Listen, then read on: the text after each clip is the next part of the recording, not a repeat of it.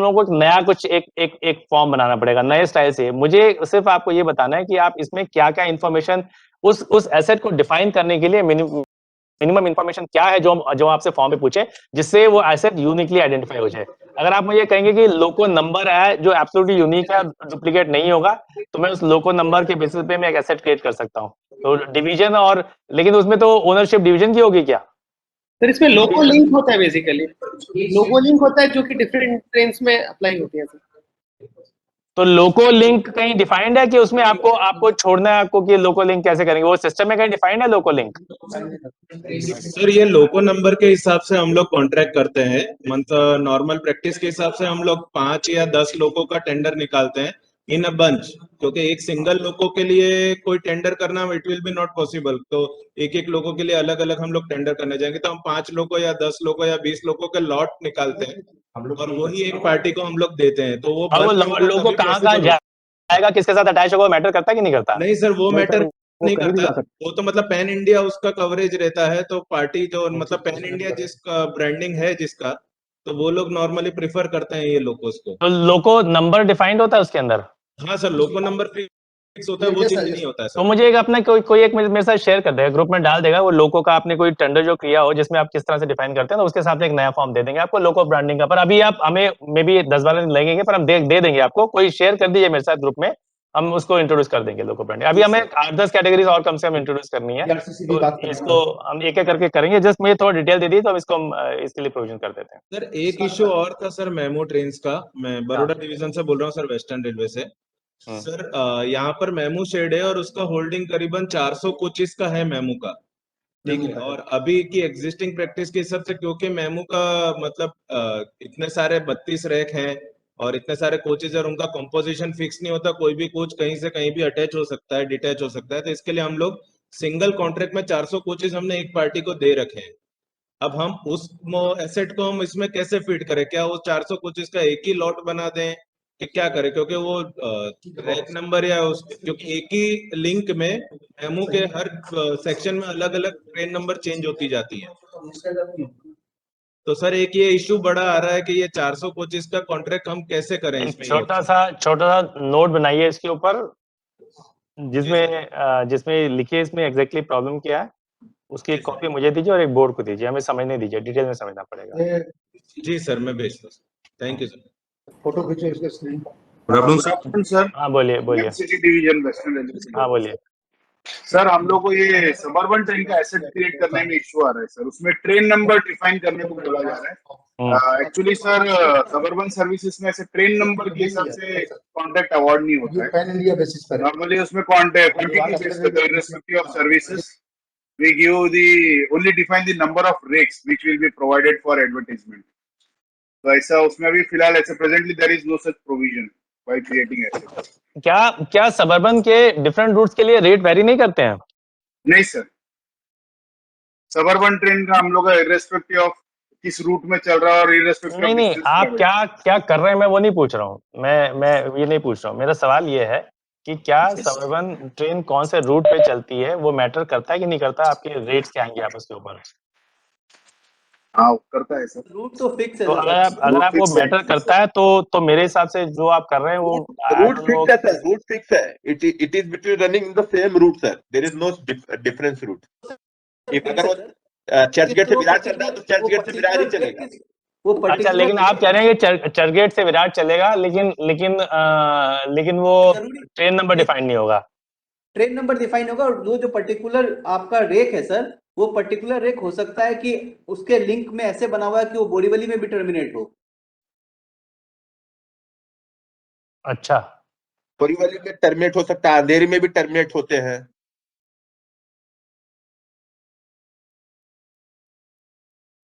तो मुझे basically I don't know, ये जो हम लोगों ने अभी नॉन सबअर्बन वाला दिया है वो किसी को सूट कर रहा है? किसी ने उसमें एसेट क्रिएट किए? अभी बस वो लोग बताएं जिन्होंने उस नए जो हमने सबअर्बन के लिए जो प्रोविजन दिया है उससे आपने एसेट क्रिएट किया हो। Anybody who has created asset through that functionality? Anybody in the entire all the divisions? We have tried but not able to done sir. No, you have not been able to do. Anybody has done it? अभी मैंने check नहीं किया, मैं check कर लूंगा। तो अगर वो किसी को सूट नहीं कर रहा तो उसमें बेसिकली फ्लॉ है। तो हमें एक बार डिटेल डिस्कशन चाहिए उसमें कि आप एग्जैक्टली, मैंने पहले भी कहा था, मुझे एक फॉर्म बना के दीजिए आप एग्जैक्टली कि क्या क्या चाहते हैं। वो आप हर बंदा अलग अलग कुछ कुछ बोलता रहता है और छोटे छोटे 2-2 सेंटेंस में उससे बात बन नहीं रही है। आप मुझे एक बताइए कि आपको क्या इनपुट पैरामीटर्स होंगे जिससे वो यूनिकली आइडेंटिफाई हो जाएगा, जिससे कॉन्ट्रैक्टर को भी समझ में आ जाएगा कि आप किसके लिए मांग रहे हैं। तो आप वो थोड़ा सा कोई एक नोट इनिशिएट कोई कर देगा तो अच्छा रहेगा। मैं उसके हिसाब से हम उसको मॉडिफाई कर देंगे। हम उसको ट्रेन नंबर को हटाना है तो ट्रेन नंबर को हटाना कोई बड़ा इशू नहीं है। अगर उसमें अगर आपको लगता है कि रूट डिफाइन करने पर कम से कम कोई ये तो बोले कि आप मैं उससे स्टार्टिंग स्टेशन और एंडिंग स्टेशन के बीच में जो भी ट्रेन चलेगी वो ले लो। आप ऐसा तो डिफाइन करने के लिए बोलिए मुझे। कोई ये बताएगा ना स्पेसिफिकली कि इसमें क्या इनपुट पैरामीटर्स हैं? नंबर ऑफ अभी तक इसने बताया नहीं है।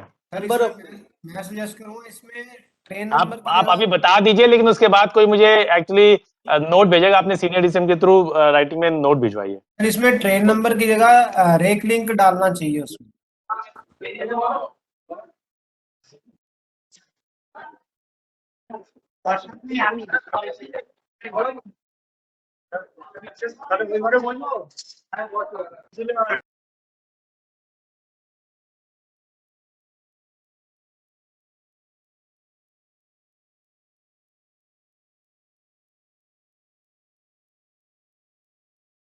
हम्म।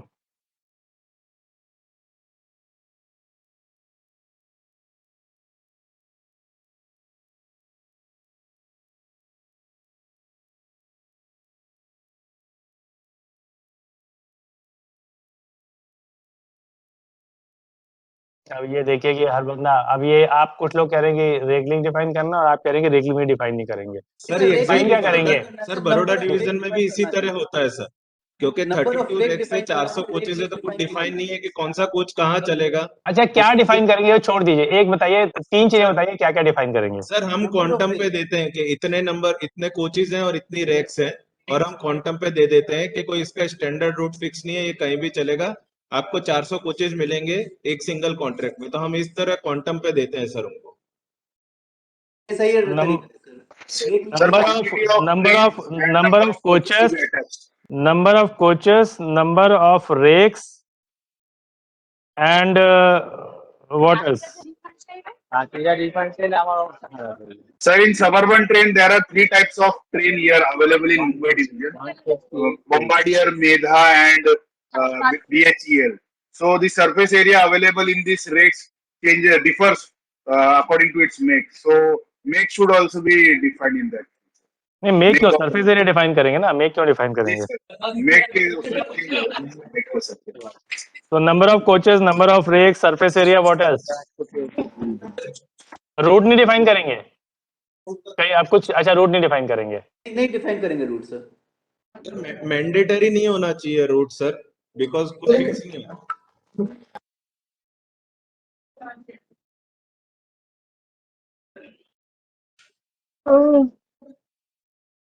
और कुछ लग रहा है इसमें डिफाइन करने की जरूरत है? क्योंकि फिर मैं कुछ, हम लोग इसके हिसाब से कुछ प्लान कर लेंगे, देखते हैं कि क्या क्या एग्रीमेंट है कि अगर हम सिर्फ number of rakes, number of coaches, number of rakes और सरफेस एरिया डिफाइन करें तो आपका काम चल जाएगा। Yes sir. ठीक है, उसमें हम काम करेंगे। ठीक है, अब इसको इस टॉपिक को छोड़िए, उसके अलावा कोई पार्किंग, एक मिनट, बहुत लोगों ने अपना माइक ऑन किया हुआ है, एक सेकंड, मैं कुछ लोगों का माइक म्यूट कर रहा हूँ। पार्किंग सेल बड़ौदा से कुछ सवाल पूछने आते थे। सर अपने सर बड़ौदा डिवीजन से बोल रहा हूँ सर, पार्किंग बोलिए। सेल से। सर ये पार्किंग में जो अपना जो लोकेशन पार्किंग रेट नई पॉलिसी में कवर होगा या नहीं होगा सर? क्या समझ नहीं आया मुझे। पार्किंग जो पार्किंग का जो कॉन्ट्रैक्ट होते हैं सर, अभी हमारे में existing parking rate railway define करके देती है, लोकेशन भी होता है उसमें, कहाँ उसका लोकेशन है। अभी नई पॉलिसी आई, पार्किंग अभी आई नहीं है, उसमें ये डिफाइन होगा चीज, location parking rates. Parking rates तो मुझे पहले आपको ये सेंट्रली गवर्न होता था parking rates. Yes, sir. The railway will fix the parking rates, and it is already there. It is already there in the new policy. Just see. हाँ, तो फिर तो है, एंटर्ड है ऑलरेडी। जी सर, अभी policy आई नहीं है सर, अभी पार्किंग की ई ऑक्शन के लिए फाइनल। सर ये लोकली डिसाइड किया जाता था पार्किंग रेट और एरिया से, और ये लोकली ही डिसाइड करने का ज़्यादा सही रहेगा। रेट का नहीं, एक मिनट पॉलिसी, एक मिनट में देख लूं क्या क्या पॉलिसी आई है। इतनी सारी पॉलिसी आई है I कि हम think लोगों नहीं को आ गई है भी- सर पार्किंग टेनिस की नहीं आई। मैं देख लेता हूँ कि क्या क्या पॉलिसी आई है। जो जो पॉलिसी आई है मेरे पास ऑलरेडी है, मैं आपको वो भी बता देता हूँ कि वर्जन 2 में हमारे पास ऑलरेडी वेटिंग हॉल की policy, mobile assets, ATMs, bottle crusher, cloak room, co-branding, content on demand, out of home pay and use toilets, rail display network, parcel. Okay, parking शायद अभी मिसिंग है, तो आने वाली होगी। पार्किंग की भी आ जाएगी जल्दी पॉलिसी। सर ये पार्किंग में सर पार्किंग रेट वो लोकेशन कवर हो जाए तो अच्छा रहेगा, क्योंकि नहीं, मुझे नहीं पता क्या कवर होगा। मैं नहीं डिसाइड कर रहा हूँ, वो कंसर्न डायरेक्टर डिसाइड कर रहे हैं कि क्या कवर होगा। पर मैं आपकी बात उन तक पहुंचा दूंगा कि वो अगर रेट्स अगर यूनिफॉर्म, अगर वो रेट्स यूनिफॉर्म नहीं होते अक्रॉस इंडियन रेलवे, तो वो कैसे इंक्लूड कर रहे हैं? नहीं, अभी लोकल डिसाइड हो रहा है सर। हाँ, तो अगर लोकल डिसाइड होंगे तो लोकल ही डिसाइड होंगे। मुझे सीरियस डाउट है कि वो बोर्ड अपनी मर्जी से अक्रॉस ऑल इंडिया रेलवे हर पार्किंग के लिए एक रेट डिफाइन कर पाएगा। सर लोकेशन भी आइडेंटिफाई करना पड़ेगा, कितने एरिया में दे रहे हैं पार्किंग। मुझे नहीं पता, क्योंकि वो बहुत सारे रेट्स पे तो बहुत सारे फैक्टर्स होते होंगे, तो आई डोंट नो कि आई डोंट थिंक कि वो ऐसा किया जाएगा। But anyway I talk to the concern person. Sir दूसरा सर एटीएम में अभी रिजर्व प्राइस रेलवे बोर्ड ने 0 बताई है। ATM should be coated without reserve price, पहले पॉलिसी में था। अभी नया पॉलिसी में एटीएम का जो ऑक्शन अथॉरिटी रिजर्व प्राइस 0 रख सकती है क्या? नहीं, 0 नहीं रख पाएंगे आप, 1 रुपया रखिए ना, सिस्टम आपको नहीं रोकेगा। तो वो काम तो आपका हो ही जाएगा। 10 पैसे, 5 रुपए, 1 रुपए, 10 रुपए, जो आप रखना चाहे रखें। तो सिस्टम दैट वे वो आप as good as without reserve price हो गया वो। सर एटीएम का टेन्यूर डिसाइड नहीं हुआ है सर। एटीएम का टेन्यूर डिसाइड अभी बताया नहीं है, कितना टेन्यूर है एटीएम का। एटीएम का टेन्योर बताया हुआ है नई पॉलिसी में? नहीं है सर। एटीएम मिस हो गया क्या? जी सर, टेन्योर मिस है सर, और only 4 points are covering it. तो आप नॉर्मल आपका क्या हुआ करता था? 5 इयर्स। ओके, तो चलिए ठीक है, मैं बता देता हूँ, एटीएम का भी इंक्लूड करेंगे लोग। सर ये आरडीएन के नॉन डिजिटल कॉन्ट्रैक्ट्स हैं, हाँ, तो बोर्ड ने बोला है कि 1 साल के लिए करना है। न्यू पॉलिसी से इसके आप 3 साल कर सकते हैं। बोर्ड ने जो बोला वो बोला है। बोर्ड ने अब जो बोला है, जो नई पॉलिसी में वो फाइनल है। अगर आपको किसी कोई ऑब्जेक्शन है तो आप बोर्ड को लिख सकते हैं, पर अदरवाइज जो बोर्ड ने बोला है अभी फिलहाल वो फाइनल है। सर एक एटीएम बिल सर है कि डेट ऑफ कमेंसमेंट का जो पॉइंट है कि it should be as per auction catalogue और actual date of installation whichever is earlier. तो सर वो कैसे होगा सर? नहीं, क्या पॉइंट है sir? Date of commencement of contract will be as per defined in auction catalogue और actual date of installation whichever is earlier. कहां लिखा हुआ है? स्पेशल कंडीशंस ऑफ कॉन्ट्रैक्ट में आया है सर, ये एटीएम के सर फर्स्ट पॉइंट है सर। नहीं, ये नहीं होगा, इसको करेक्शन करनी पड़ेगी। Good afternoon sir. Good afternoon sir, ये क्वेरी था सर, वो supplementary agreement once tender is finalised, supplementary agreement का क्या प्रोविजन रहेगा सर इसमें? Suppose sir in case of parcel leasing sir, क्या supplementary agreement? Like sir SLR is converted into LHB, या फिर ट्रेन का रन अगर एक्सटेंड हो जाता है या शॉर्ट टर्मिनेट हो जाती है इन केस, तो लीज अगर रन करता है। मैं आपको कॉन्ट्रैक्ट रेट को मॉडिफाई करने का प्रोविजन दे दूंगा सर। और एक क्वेरी है सर, आप उसमें बेसिकली अभी हम लोग थोड़ा सा इससे परेशान हो रहे हैं कि एसेट में स्टार्टिंग स्टेशन और एंडिंग स्टेशन दोनों डिफाइंड है। तो अगर वो आप उसका स्कोप चेंज कर रहे हैं तो नया एसेट क्रिएट करना पड़ेगा, पर हम आपको पुराना एसेट को डिस्कार्ड करके नया एसेट क्रिएट करने का प्रोविजन दे दें, और वो कॉन्ट्रैक्ट में एसेट आईडी चेंज करने देंगे और रेट चेंज करने देंगे, ताकि आपका जो चेंजेस है वो सब इनकॉर्पोरेट हो जाए। So we will do something about that sir. दूसरा क्वेरी है ये हो पाएगा, जो आप कह रहे हैं वो हो पाएगा आपसे। तो उसके लिए सर एक दूसरा क्वेरी है सर, रिजर्व प्राइस को लेकर के सीपीएलपी का। उसमें जब सपोज सर एक एसएलआर, एक गाड़ी में मेरा 3 एसएलआर है, तो रिजर्व प्राइस के अंदर जो फिक्स जो हमारा फॉर्मूला होता है रेलवे का, वो फॉर्मूला और फिर लास्ट एक्सेप्टेड रेट भी है सर, उसमें एक क्लॉज दिया हुआ है। तो सर बट हम जैसे ही अगर लॉट क्रिएट करेंगे तो reserve price will B fix, तो फॉर्मूला होता हमारा रेलवे का सर, वो फिक्स कर देंगे। क्यों बट सर क्यों ऐसा क्यों? Obviously reserve price will be sir as per, जैसे सपोज हमने 3 SLR का रेट फिक्स किया है तो रेलवे का जो फॉर्मूला हमने रिजर्व प्राइस हमारा वही रहेगा सर। क्यों सर ऐसा किसने कहा आपको? नहीं, ऐसा प्रोविजन में तो वही है सर। नहीं पॉलिसी में क्या, नई पॉलिसी में क्या लिखा हुआ है? पॉलिसी में लिखा है सर कि reserve price will be either जो रेलवे का फॉर्मूला या फिर लास्ट एक्सेप्टेड रेट, जो लास्ट बिड में हमको रिसीव। और क्या लिखा हुआ है सर? और भी कुछ लिखा हुआ है? और जो लास्ट कंप्लीटेड ये है सर, लास्ट कंप्लीटेड टेंडर्स या successfully completed tenders like this. हाँ कई चीजें लिखी हुई हैं, आप वो सारा कुछ जोड़ जाड़ के जो आप करना चाहे रिजर्व प्राइस उस हिसाब से फिक्स करेंगे। You have been told that you will have to keep in consideration the formula, the LPR और अब अदर जो भी 5-6 फैक्टर्स लिखे हुए हैं उन सारे फैक्टर को जोड़ जाड़ के जो आपकी समझ कहती है कि आपको वो करना है वो करना है। उसमें ये भी कहा गया कि अगर रेट नहीं आ रहे हैं या कम आ रहे हैं तो आपको क्या करना है। पॉलिसी तो ऑलरेडी, पॉलिसी में तो काफी कुछ डिफाइंड है ऑलरेडी। एग्रीड सर, हमने सर उसी बेस पे जो whatever is the formula sir, हमने 3 SLR का एक रिजर्व प्राइस फिक्स कर दिया सर। हां एक सपोज एक गाड़ी में 3 SLR है, तीनों का रेट हमने फिक्स कर दिया, reserve price is 10,000 rupees. Check 1 2 SLR का टेंडर सपोज हमने आज कंप्लीट किया, auction e auction hello complete किया, उसका रेट आ गया सपोज सर अलग रेट आ गया तो कोई फर्क नहीं पड़ता, अलग रेट आ गया मैं आपको बता रहा हूं तो कोई फर्क नहीं पड़ता। बट जो पॉलिसी सेज की जो प्रीवियस पॉलिसी नहीं अब आपको पॉलिसी नहीं है। आप नहीं पॉलिसी मैंने आपको स्टार्ट में क्या कहा कि आपको क्या स्पेशल कंडीशन में दोबारा भी डाला गया, ये जो स्पेशल कंडीशन निकाली गई है पार्सल की उसमें है ये क्लॉज? यस सर, अभी जो पॉलिसी आई है उसमें ये तो लिखा हुआ है प्रीवियस ऑक्शंस ऑब्लिक टेंडर्स, इसमें लिखा है सर। नहीं ये लिखा हुआ है कि दो कंपार्टमेंट्स के बीच में वेरिएशन नहीं होना चाहिए। नहीं ऐसा कोई स्पेसिफिकली नहीं है सर। बात खत्म, फिर आप पूछ क्यों रहे हैं? ये आपके कंट्रोल में ना किसी कंट्रोल में। अगर आपने एक ही ऑक्शन में तीनों लॉट लगाए, आप कोई पहला लेट अस से कि एक डेस्परेटली किसी की डिमांड थी, उसने आपको 10,000 रुपए दे दिए, अब वो डिमांड खत्म हो गई। दूसरा बंदा आपको आपके 8,000 के आरपी के किसने आपको 10,000 रुपए दे दिए, दूसरा बंदा आपको और देने को तैयार नहीं, डिमांड नहीं है, अब वो 9,000 आएगा तो 9,000 आएगा, 11,000 आएगा किसी का तो 11,000 आएगा। आप उसमें क्या कर सकते हैं? आप उसको कंट्रोल ही नहीं कर सकते हैं।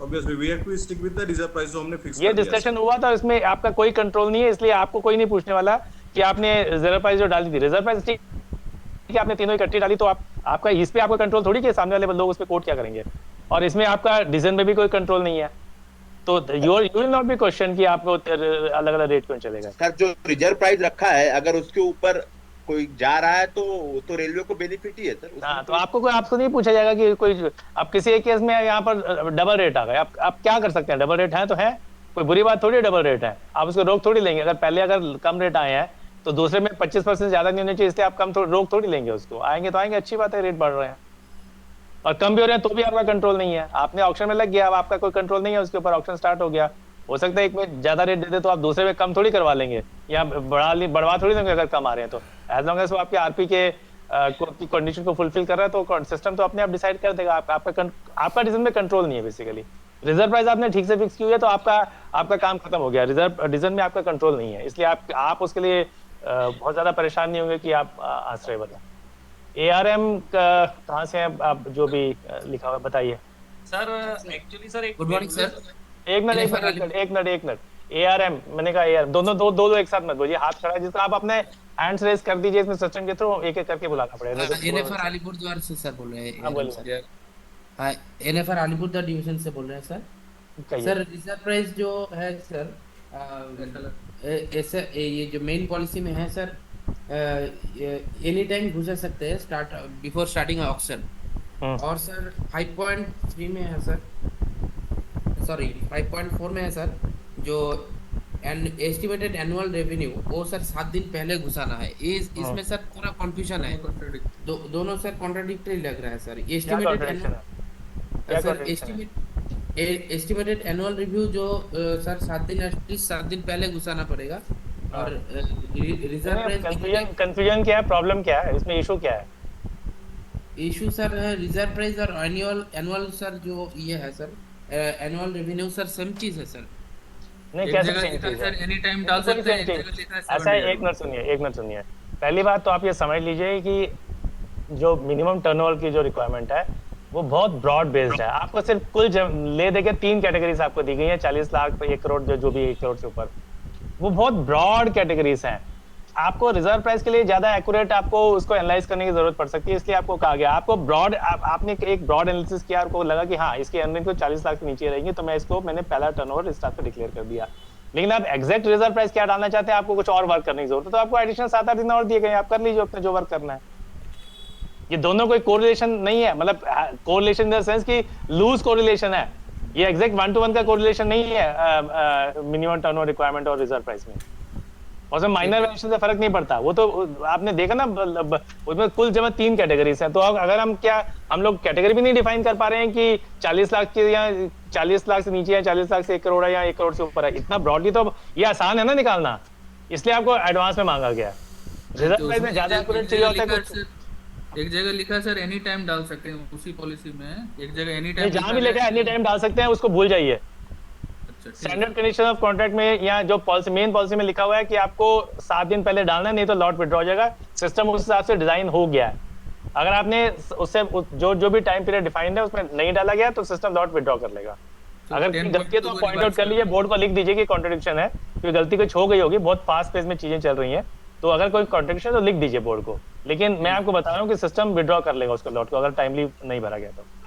ठीक है, तो 10.2 को रिवाइज करना हो। हाँ, हो सकता है गलतियां हो गई होंगी, अभी इतने सारी पॉलिसीज बन रही हैं एक साथ, तो कुछ ना कुछ तो छूटेगा ही, तो पॉइंट आउट कर दीजिए, ठीक कर दिया जाएगा उसको। चलिए, ये कहाँ से है? अच्छा, ये आपका तो हो गया एरम। मिस्टर कालरा बोलिए। सर, ये क्लॉक रूम जो है, इसका मेन हेड कौन सा रहेगा? मैंने क्लॉक रूम का ऑलरेडी पीएन यूज में डाल दिया है, जहाँ तक मुझे याद है। पीएन यूज में सर वो आ नहीं रहा, सब हेड में नहीं आ रहा।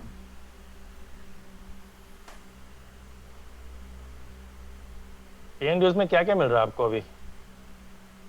सर मैंने खोल के देखा था, पीएन यूज में वो सर पेड यूज में कंटेंट ऑन डिमांड आ रहा है सर, वो तो मोबाइल एसेट में आ रहा है। नहीं, कंटेंट ऑन डिमांड नहीं, पेड यूज में वो क्लॉक रूम और वो जो वेटिंग रूम वो सब आ रहा है कि नहीं आ रहा?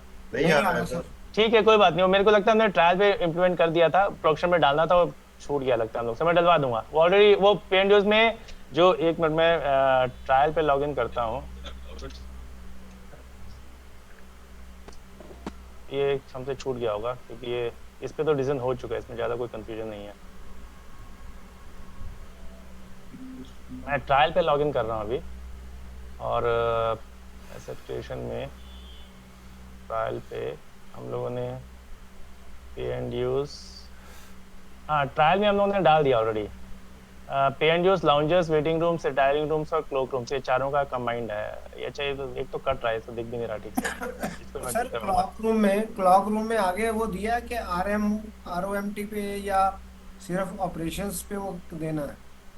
ना मैंने हैंडल किया, मुझे नहीं पता पॉलिसी में है कि नहीं, मुझे कहा भी नहीं गया था, मुझे सिर्फ क्लॉक रूम ऐड करने के लिए कहा गया था, तो मैंने उसको ऐड करवा दिया। अब वो विद इन दैट आप क्या कर रहे हैं, अगर मेजर वेरिएशन है और उसमें टाइम पीरियड का बहुत ज़्यादा वेरिएशन है, तो आपको ये पॉइंट आउट कर देना चाहिए, क्योंकि अगर आपको मेरे तो उसमें कॉन्ट्रैक्ट पॉलिसी के हिसाब से अदर देन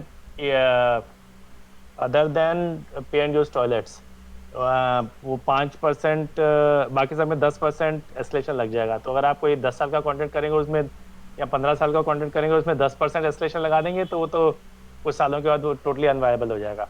तो अगर ऐसा कुछ मिस है तो उसको पॉइंट आउट कर दीजिए, बेटर रहेगा। मेरे हिसाब से तो ये 2 साल का ही होना चाहिए, क्योंकि जो हमारा क्लॉक रूम के चार्जेस रिवाइज करने का है वो भी 2-3 साल के अंदर उसको हम रिवाइज नहीं, पर अगर उसमें इन्वेस्टमेंट हाई इन्वेस्टमेंट वाला होगा, अगर आप कह रहे हैं कि बिल्ड का कंसेप्ट तो नहीं है उसके अंदर। तो नहीं सर, बिल्ड तो नहीं, रेनोवेट में ही आ सकता हो।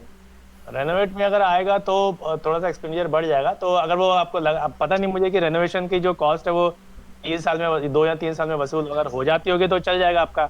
अगर नहीं वसूल होती होगी तब आपको फिर उसको कुछ हैंडल करवाना पड़ेगा। अप टू 5 इयर्स तक दिक्कत नहीं है ना, अप टू 5 इयर्स ही अगर रहेगा तो चल जाएगा, ऐसे जैसे चल रहा है चल जाएगा। ठीक है, अप टू 5 इयर्स फिर आपको अलग से डलवाने की जरूरत नहीं पड़ेगी। सर वो जब उसको मेन मॉड्यूल में आएगा तो उसको चेक करके फिर देखते हैं कि और क्या इश्यूज आते हैं।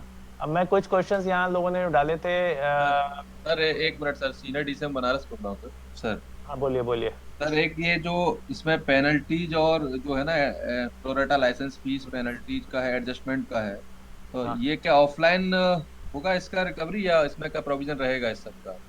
नहीं, पेनल्टीज अगर आप कुछ इम्पोज करेंगे तो अभी फिलहाल सिस्टम में कोई प्रोविजन नहीं है, हम उसको बनाएंगे लेकिन अभी फिलहाल प्रोविजन नहीं है। तो पेनल्टीज का हमारे उसमें है, प्लान में है पेनल्टीज का एक, लेकिन जब तक वो नहीं है तब तक आप उसको मैनुअली करेंगे जो भी करेंगे। और एडजस्टमेंट हम बना देंगे, एडजस्टमेंट तो हमने ऑलरेडी काम शुरू कर दिया।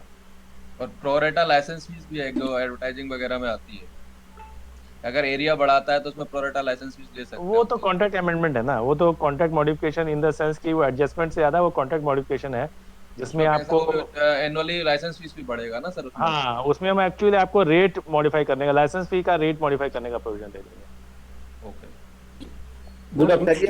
गुड आफ्टर रिलेटेड एक क्वेश्चन सर। हाँ बोलिए। कंडीशन ऑफ कॉन्ट्रैक्ट में कि it should not be more than 2% of contract value. Further उसमें लिखा जा रहा है कि जो फर्स्ट टर्म का रहेगा पेनल्टी वो 5% ऑफ एनुअल लाइसेंस फीस रहेगा और सेकंड टाइम में 10%। तो सर ये 2% से तो किसी भी हाल में ऊपर चला जाएगा सर ये? समझ गया मैं, वो देखते हैं इसको, समझ गया आपकी बात, तो कोई कॉन्ट्रडिक्शन है अपेरेंटली। सर 2 क्वेश्चन थे सर मेरे, सीनियर से प्राइवेट बोल रहा हूँ। सर एक तो AC waiting hall management contract में लिखा हुआ है कि AC will be provided by the contractor. Sir हमारे सारे एसी वेटिंग रूम में एसी ऑलरेडी लगे हुए हैं, तो हम एज वेरियस बेसिस पे भी कर सकते हैं जो लोग वो मतलब जो एसी लगे हुए हैं। नहीं, गलत है पॉलिसी में। अगर आपकी एसी विल बी प्रोवाइडेड और will not be provided clearly defined होना चाहिए। अगर वो आप एडिशनल से कॉस्ट इनकर करा रहे हैं तो आपको पहले तो बताना तो पड़ेगा ही उसमें कि वो एसी आप प्रोवाइड करेंगे कि वो ये सर इसमें लिखा हुआ जो बोर्ड ने इशू किया है सर। हाँ, मैंने आपको क्या बताया, मैं बार बार बता रहा हूँ। ऐसा है कि 4 दिन के अंदर अंदर बहुत सारी पॉलिसीज बनी है, अपेरेंटली कुछ चीजें मिस हुई होंगी, एक्सपेक्टेड है। तो अगर आपको जो भी ग्लेयरिंग कुछ डिस्क्रिपेंसी दिख रही है इमीडिएटली बोर्ड को पॉइंट आउट कीजिए, ठीक कर दिया जाएगा। कोई बहुत बड़ा इशू नहीं है, डायरेक्टेड लेवल पे इसको हैंडल किया जाना है। Other than standard condition of contract and policy document, अगर उसमें कुछ चेंजेस है तो एक कमेटी को हैंडल करना पड़ेगा उसको। बाकी सारी चीजें डायरेक्टेड लेवल पे हैंडल हुई हैं, तो उनमें सेम डायरेक्टेड को एक अपना उसका वर्जन 1 का वर्जन 2 निकाल देंगे। आप पॉइंट आउट जरूर कर दीजिए अगर कुछ डिस्टर्बेंस आपको मिल रही है। एक मिनट इनको बात पूरी करने दीजिए पहले। हाँ सर, एक कैटेगरी सर निनफिस की और अंसोलिस की प्रपोजल भी ऐड करने की जरूरत है ताकि निनफिस की कैटेगरी नहीं है, निनफिस तो अपने आप में एक ब्रॉड क्लास है। आप उसमें विद इन उसके एसेट कैटेगरी या सब कैटेगरी कौन सी आप ऐड करवाना चाहते हैं? निनफिस तो अलग ही होगी ना सर। जैसे निनफिस के जो प्रस्ताव चल गया 1 साल के लिए वो चल गया है, अब उसका हमें टेंडर करना है, तो नॉर्मली तो हम कर देते हैं उसके निनफिस के अंदर भी कर देते हैं। नहीं, क्या किस चीज का करते हैं आप टेंडर? वो मिक्स टाइप के हैं, जैसे कोच रेस्टोरेंट है सर। कोच रेस्टोरेंट एक मिक्स टाइप का वो है, मतलब हेड भी है उसमें, कैटरिंग भी है उसमें, कई चीजें हैं। तो आप मुझसे कोच रेस्टोरेंट ऐड क्यों नहीं करवा रहे हैं कैटेगरी? कोच रेस्टोरेंट एक मिक्स कैटेगरी कर दें, जिसमें एक मिक्स कैटेगरी निरपेक्ष की कैटेगरी कर दें। नहीं, मिक्स कैटेगरी में मुझे सिर्फ एक ही प्रॉब्लम है कि मैंने आपको क्या कहा कि एक्चुअली कैटेगरी डिफाइन करने के तरीके हैं। बेसिकली मुझे वो आप एसेट कैसे बनाएंगे, अब मैं अगर मिक्स कैटेगरी बनाऊंगा तो आपको वो एक ही तरीके से बनाने करने देगा ना आपको एसेट।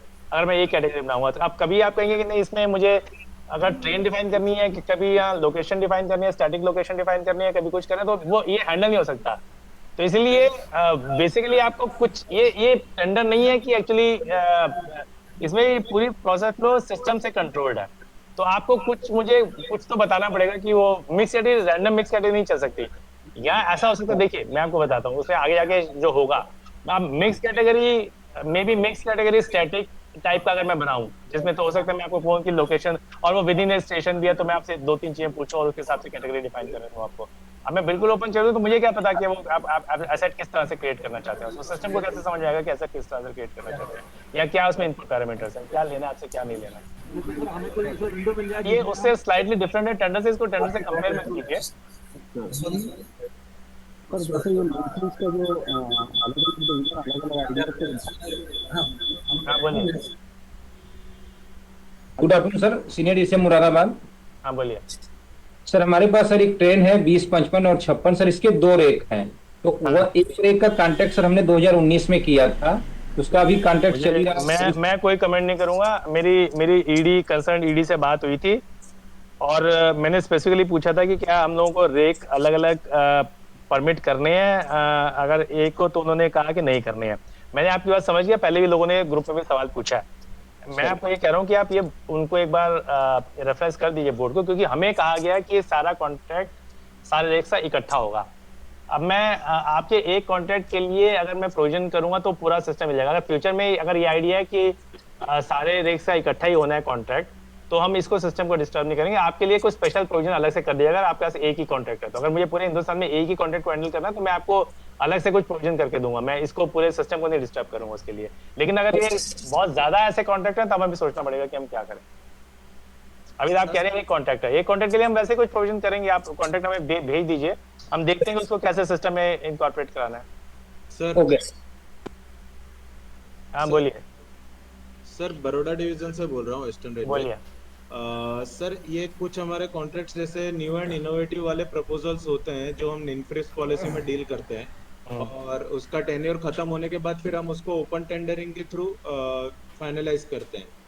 अब वो तो सर हमारी एनएफआर की कोई कैटेगरी में आ नहीं रहा है, तो एक मेरा ये सजेशन था कि एक अदर एनएफआर करके भी ऑप्शन हो जिसमें जो कोई अलग कैटेगरी में नहीं आ रहा उसको ले सके। मैं ऑलरेडी इस चीज को जवाब दे चुका हूँ, मैं फिर से रिपीट कर देता हूँ कि आपकी ये जो आप ये समझिए कि टेंडरिंग प्रोसेस और ऑक्शन प्रोसेस में फर्क ये है कि टेंडर प्रोसेस में चीजें बहुत ज्यादा गाइडेड नहीं थी। आप अगर आपने कुछ भी बना लिया और सिस्टम वेंडर अपना किसी कॉन्ट्रैक्टर किसी भी तरह से अपना रिस्पांस दे दे, आप मैनुअली उसको हैंडल कर सकते थे। यहाँ पर मैनुअल इंटरवेंशन आपने पूरी प्रोसेस में देखा होगा, मैनुअल इंटरवेंशन बहुत कम है और सिस्टम ज्यादातर चीजों को कंट्रोल करता है कि किस तरह से एसेट बनेगा, किस तरह से लॉट क्रिएट होगा।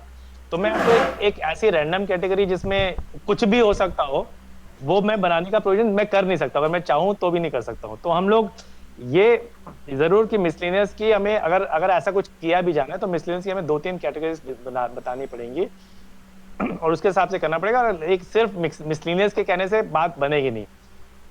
लेकिन मैं आपको फिर बता रहा हूँ कि अगर आपको लग रहा है कि क्रिटिकल कैटेगरीज हैं जिसको ऐड करने की जरूरत है तो आप हमें बताइए, हम कैटेगरी ऐड कर देंगे। कैटेगरी ऐड करना कोई बहुत बड़ा काम नहीं है हमारे लिए।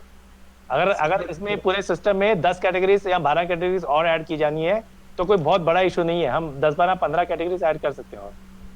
और वो ये बेटर रहेगा कि हम पास हो। सर, बोर्ड ही हमको बोल रहा है क्या, मतलब प्रमोट करने के लिए कोई भी इनोवेटिव प्रपोजल है आप उसको एनएफआर में डील करें। अभी जैसे for example sir, EV charging को प्रमोट करने के लिए बोर्ड ने बोला था हम जो ईवी चार्जिंग स्टेशंस लगाने हैं हम उसको एनएफआर में डील कर रहे हैं।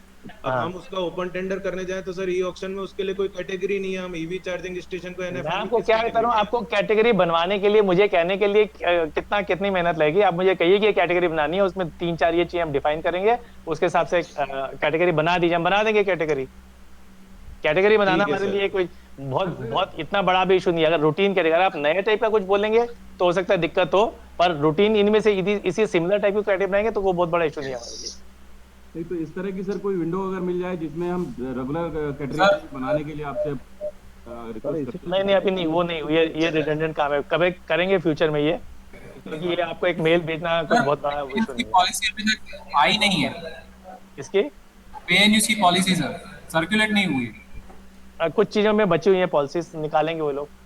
अभी सब लोग अपना काम खत्म नहीं कर पाए थे, कुछ मामलों में बची होंगी पॉलिसी। सर ऑप्शन सैटरडे के बाद ही हो सकेगा बाकी डिवीजन्स के लिए। देखिए ऑप्शन तो खैर आप 15 दिन बाद करेंगे जब भी आप शेड्यूल करेंगे। पहले आप अपने एसेट आप प्लान कर लीजिए, आपको प्लान करने से कोई नहीं रोक रहा। एक्चुअली आपको ऑप्शन शेड्यूल करने से भी कोई नहीं रोक रहा है एज सच। आज में ऐसा किसने ये कहा नहीं है कि आपको नहीं करना। हम कह रहे हैं कि आप रश मत कीजिए, आप अपने चीजों को जो भी नई पॉलिसी उसको अच्छे से समझ के और जो आपने एसेट्स आप निकालिए, 10 एसेट निकालिए जो आप करना चाहते हैं अगले ऑप्शन में डालने जाते हैं 10-15 एसेट। उसको एसेट को भी अच्छे से देख लीजिए, पॉलिसी को भी अच्छे से देख लीजिए, तैयारी रखिए।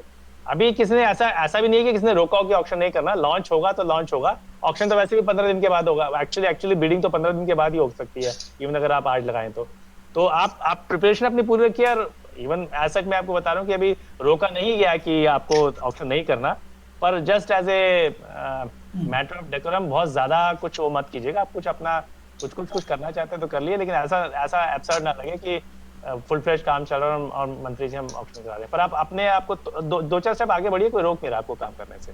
लेकिन अभी आपको ये भी इंपॉर्टेंट है कि अगर आपको, क्योंकि बहुत सारे चेंजेस किए गए, आपको कुछ एनोमलीज दिखती हैं तो हमें वो भी इमीडिएटली बताइए, क्योंकि हो सकता है कुछ चीज हमसे भी छूटी हो, तो उसका थोड़ा सा ध्यान रखिए। इसलिए मैं तो उसको लग जाए अभी कंपटीशन स्टार्ट हो जाएगी, कौन पहले करेगा कौन बाद में करेगा, हम उस स्टेज में नहीं है अभी।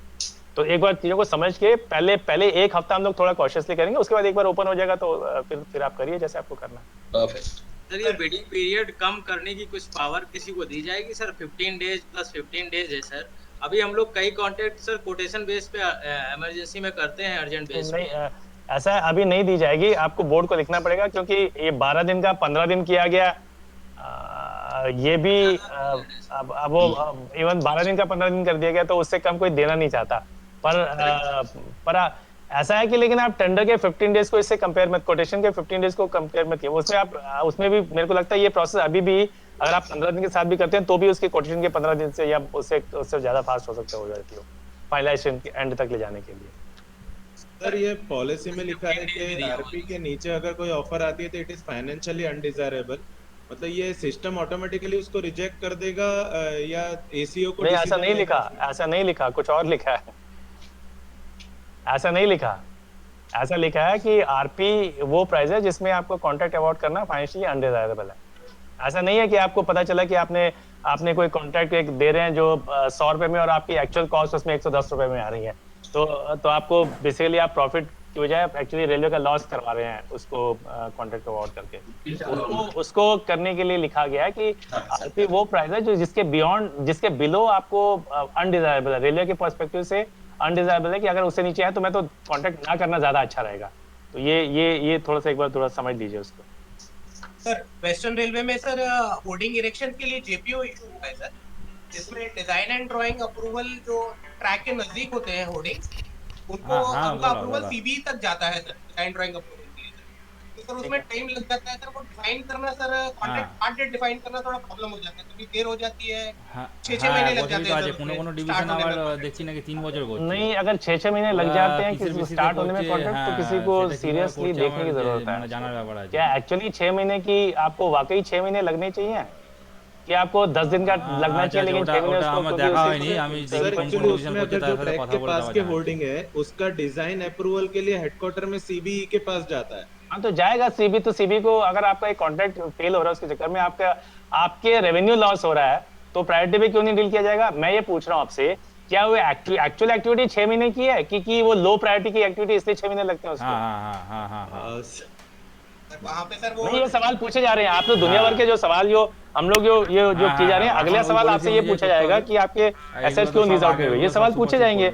और अगर ये ऐसा नहीं है कि अगर कमर्शियल डिपार्टमेंट से पूछेगा कि आपने लीज आउट क्यों नहीं किया, अगर कमर्शियल डिपार्टमेंट लीज आउट किया और इंजीनियरिंग डिपार्टमेंट या कोई और डिपार्टमेंट उसको लेके बैठा हुआ और रेवेन्यू लॉस करा रहा है तो उनसे भी पूछा जाएगा।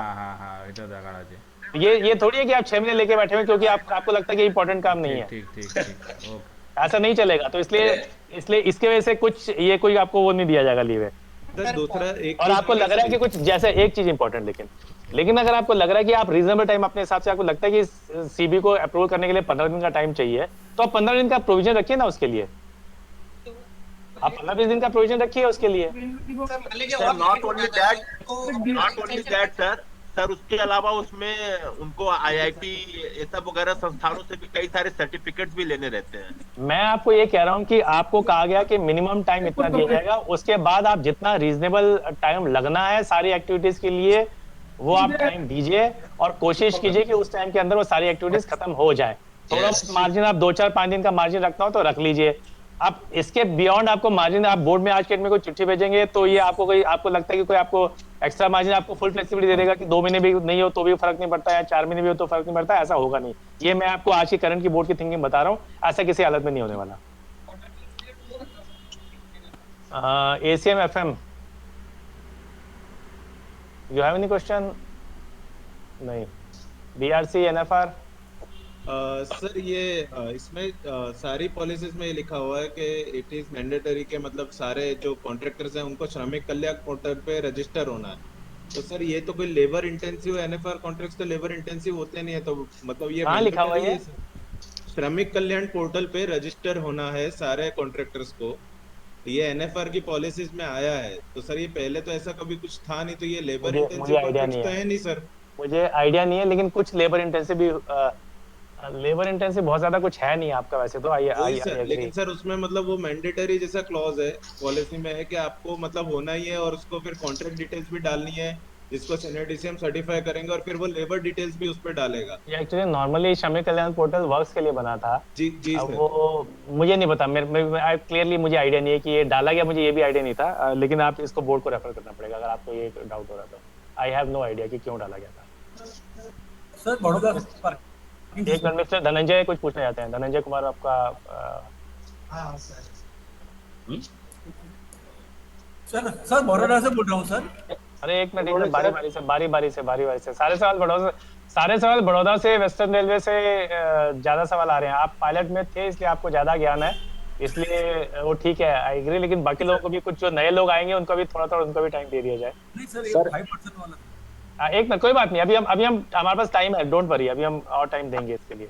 सर सिनेडिसियम बोल रहा हूँ सर। बोलिए सर। हमने जो पायलट किया था सर, उसमें एक समस्या हमें आ रही थी सर। 12 दिन के बाद जब हम ऑक्शन कर रहे थे, मतलब टेक्निकल ग्राउंड पे मेरा ऑक्शन रिजेक्ट हो रहा था सर। वापस फिर 12 दिन का टाइम जो उसमें प्रिस्क्राइब्ड है सर, इसके लिए हमारा डिस्कशन में था, ये पॉइंट मिस हो गया, पर मैं एक बार दोबारा ये पॉइंट रेज करूंगा, क्योंकि ये पॉइंट है कि हम लोगों को जो अगर एक्सटेंशन नहीं, अगर आपका ऑक्शन खत्म हो गया, आप फ्रेश ऑक्शन लगा रहे हैं, तो उसमें कोई डाउट नहीं कि आपको दोबारा से 12 दिन का टाइम देना है और आप नई पॉलिसी के हिसाब से 15 दिन का टाइम देना है, इसमें कोई डाउट नहीं है। सर मेरा ये कहना ये है कि अगर री ऑक्शन दूसरी बार तीसरी बार सेम एसेट का बिना किसी चेंज के हो रहा है सर, तो आपको कैसे पता कि नए लोग नहीं आ रहे हैं?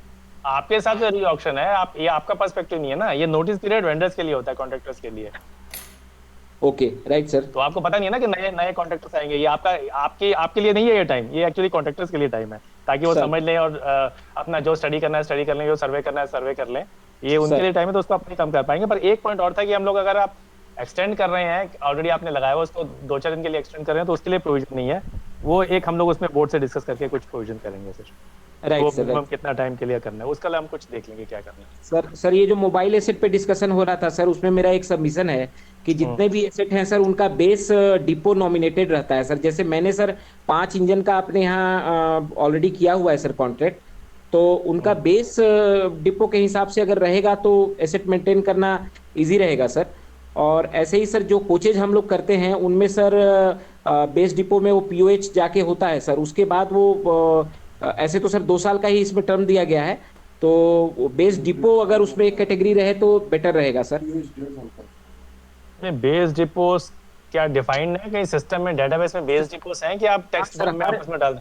नहीं, हर इंजन के साथ और या हर कोच के साथ सर उसका बेस डिपो डिफाइंड होता है सर।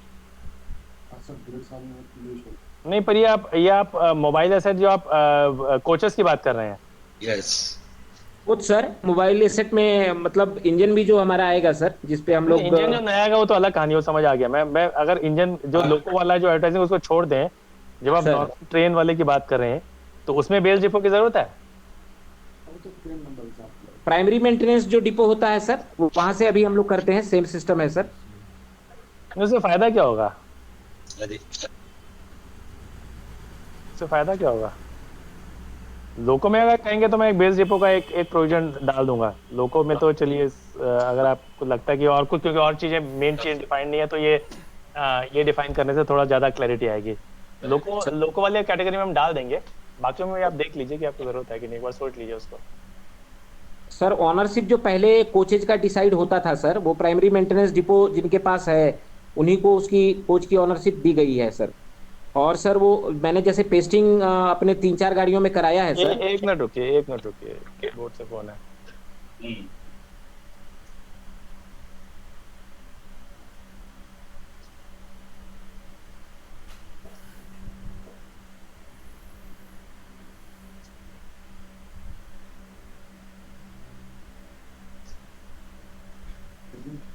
हाँ बताइए सर। इसमें जैसे हम लोगों ने अभी तक किया है सर, हमारा बेस डिपो जिन जिन गाड़ियों का है उनका हमने किया है सर, तो उसमें पेस्टिंग के लिए जो टाइम रिक्वायर्ड होता है या मेंटेनेंस के लिए बाद में पार्टी को दोबारा रीपेस्टिंग की जरूरत पड़ती है, तो सर वो डिपो में ही मेंटेन कर पाता है। तो मोबाइल एसेट्स के लिए बेस डिपो एक बना दूं, मैंडेटरी करना मुझे नहीं लगता कि ठीक होगा, कि सब लोग शायद नहीं कर रहे होंगे, पर मैं उसको एक बेस डिपो का प्रोविजन कर देता हूं। पर वो डाटा कहां से आएगा? आप कह रहे हैं कोई डेटाबेस में कहीं अवेलेबल है कि मैं आपको टाइप करने दूं कुछ भी? हाँ सर, नहीं सर, मैं मतलब ये हो सकता है सर कि मैं उन जिनको मैं एसेट क्रिएट कर रहा हूँ, उनका बेस डिपो अगर मेरा है तो मैं उसमें बेस डिपो डालूं सर, और वो मेरे एसेट में काउंट हो तो सर। टाइप करने का प्रोविजन देना है ना सर। सिंपली आपको ड्रॉप डाउन से कुछ नहीं लेके आना, टाइप करना है आपको, ठीक है, कुछ कर देंगे हम प्रोविजन इसका। सर सर एक सबमिशन और था सर, ये पार्सल वाले में हम लोग बहुत अच्छे से इसको आगे बढ़ा रहे थे सर, जो इसमें वीकडेज 1 दिन 2 दिन का मिला था सर, उसमें अगर उसको वैसे ही रखा जाए तो बेटर रहेगा सर, क्योंकि मेरा उसको हटाने का डिसीजन मेरा नहीं था। मैंने जब शुरू में ये आया था, जब मैं बना रहा था तो मैंने उसको बहुत स्ट्रांगली अपोज किया था कि आप ये वीकडेज का प्रोविजन मत रखें। So I was overruled then, और ये प्रोविजन कर दिया गया। Now this time it was not my suggestion और not my decision to take away this thing, board की तरफ से आया। बोर्ड में एक बार बात कर ली, क्योंकि अभी करंट थिंकिंग ये है कि उससे ज्यादा प्रॉब्लम्स हो रही हैं, तो आपको वो हटा दिया जाए। तो अब ये मतलब हम लोग सर एक नोट करते हैं बेसिकली सर, उससे रिजर्व प्राइस बहुत बढ़ जाएगा सर, और उसमें मेरे ख्याल से हमारे पास स्ट्रॉन्ग बीडर्स नहीं है, तो रिजर्व प्राइस नहीं बढ़ जाएगा, वैल्यू बढ़ जाएगी कॉन्ट्रैक्ट की, कंपटीशन थोड़ा रिड्यूस हो जाएगा। पर एनीवे जो भी है, फिलहाल बोर्ड की ये अच्छा खासा डिस्कस हुआ है मुद्दा, डिस्कशन करने के बाद। अच्छा, मैं दूसरा आपको ये बताता हूँ, एक मैंने फैक्चुअल इन्फॉर्मेशन मैंने जरूर दी थी बोर्ड को, जिसके बेसिस पे ये आगे हुआ था, क्योंकि फैक्चुअल इन्फॉर्मेशन ये थी कि मैंने टेंडर का डाटा एनालाइज किया था, जो भी पहले जब टेंडर जब आप करते थे, और उसमें हम लोगों ने जो पाया कि मोर देन 90% केसेस में जब भी आपने जितने आपने नंबर ऑफ डेज आपने प्रेस्क्राइब किया लॉट में, मोर देन 90% केस में फुल लॉट के लिए बिड आती है, विच मीन्स कि ओनली 10% केसेस ऐसे हैं जिसमें लोग आपको फुल वीकडेज के लिए कोट नहीं करते हैं। तो मतलब ब्रॉडली अभी मैं आपको just as a factual information आपको बता रहा हूँ कि जनरली लोग फुल डेज के लिए कोट करते हैं, कुछ चीजों को, कुछ जगहों को छोड़ के। तो आपके पास ये प्रोविजन है कि अगर आप कह रहे हैं कि ये दिक्कत वाला मामला है, तो आपको ये प्रोविजन दिया गया ना कि आप लॉट को 2 पार्ट्स में डिवाइड कर लॉट बना दीजिए। जी आप सर, 2 लॉट बना लीजिए, अगर आपको लग रहा है कि 2 लॉट बनाने की जरूरत है, तो वो प्रोविजन तो आपको पॉलिसी में भी दे ही दिया गया सर। तो पहले भी था प्रोविजन, अब लेकिन इस बार स्पेसिफिकली बोल भी दिया गया सर। राइट सर, बताइए।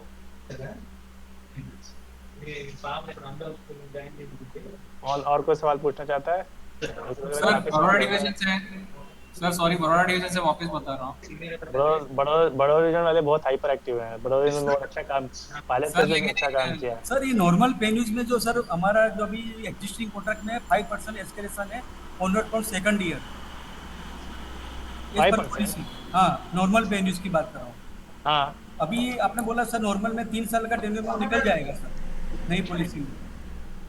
नहीं, नए में ये कहा गया कि अगर आपका वो ROMT या BOT में है तब 5% एस्केलेशन लगेगा। नहीं, अभी हमारा एग्जिस्टिंग प्रोसीजर बता रहा हूँ sir, we are charging 5% escalation onward from second year, normal in case of normal tenure पहले। क्यों? बोर्ड की पॉलिसी में नहीं लिखा होता ऐसा? बोर्ड की पॉलिसी में ऐसा नहीं लिखा हुआ था। नहीं, board has directed to HQ office and HQ has given to us. तो नहीं, अब नहीं चलेगा, अब तो अब ये नई पॉलिसी के हिसाब से चलेगा।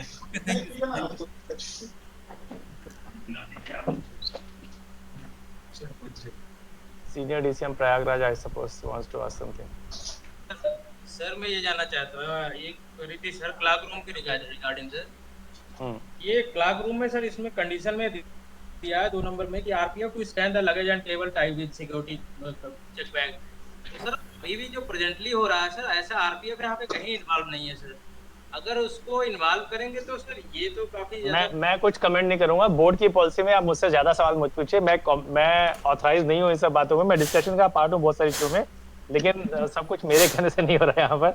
आप बोर्ड के में अगर आपको पॉलिसी में क्लियर कुछ प्रॉब्लमेटिक चीजें दिख रही है तो बोर्ड को एक बार रेफर कर दीजिए अभी सब कुछ, और अभी जल्दी से जल्दी रेफर कीजिए, क्योंकि अभी बहुत सारी चीजें डिस्कस हुई हैं तो सबके दिमाग में अभी फ्रेश है, तो अभी रिव्यू कर लिया जाएगा। आप बोर्ड को रेफर कीजिए। थैंक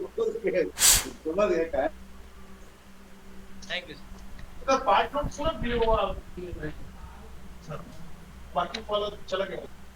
हाँ, अब आई होप कि ज़्यादातर लोगों के सवालों के जवाब दिए जा चुके हैं। तो कोई सीरियस कोई इशू है तो बताइए, नहीं तो हम लोग अब कंक्लूड कर सकते हैं। आई होप ब्रॉडली सब की क्लियर अंडरस्टैंडिंग है कि हम लोग क्या करना है इसके बाद। सर हाँ बताइए। सर बोल रहे हैं कि न्यूज़पेपर नोटिफिकेशन का अब कोई प्रोविजन नहीं है, इंपॉर्टेंस नहीं है। न्यूज़पेपर नोटिफिकेशन का? न्यूज़पेपर में पब्लिश नहीं करना, ऐसा आपको नहीं कहा गया। रादर जहाँ तक मुझे पता है कहीं ना कहीं लिखा हुआ है शायद कि आप मंथली शेड्यूल टाइप का कुछ अपना दिया करेंगे, तो वो विड्रॉ नहीं किया गया उसको अभी तक। Okay, thank you sir. तो that was my recommendation also, but अभी तक विड्रॉ नहीं हुआ वो। Okay, thank you sir.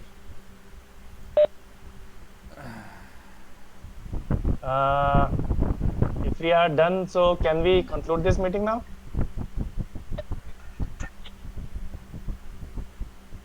नहीं, एक का क्या कोई किसी को सिस्टम में देख लिया लोगों ने कुछ करके, आपको किसी में कुछ ऑनलाइन लाइव कोई देखना तो नहीं चाहते हैं? ऐसा कुछ तो नहीं है जिसमें दिक्कत आ रही हो, कोई एप्लीकेशन में वर्क करने में दिक्कत आ रही हो, ऐसा कुछ लग रहा हो किसी को?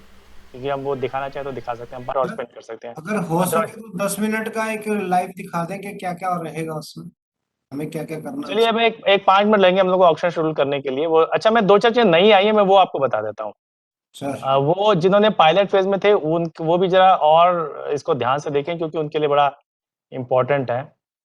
मैं 1 मिनट लॉग इन कर लूँ, फिर मैं अपनी स्क्रीन शेयर करता हूँ।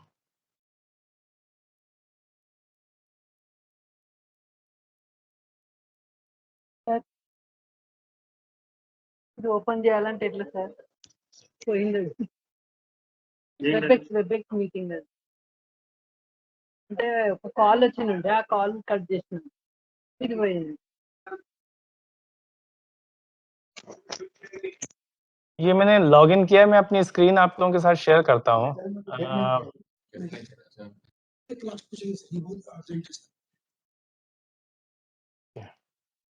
स्क्रीन आपको दिख रही होगी।